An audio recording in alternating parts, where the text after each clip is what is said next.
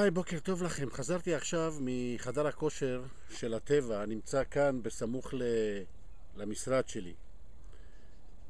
תוך כדי ההליכה החלטתי שאני רוצה לספר לכם איך גדלו הכנסותיי בזמן שהותי בחופשה. נסענו אני ובת הזוג שלי לחופשה של שבוע בטוסקנה ונהנינו מאוד.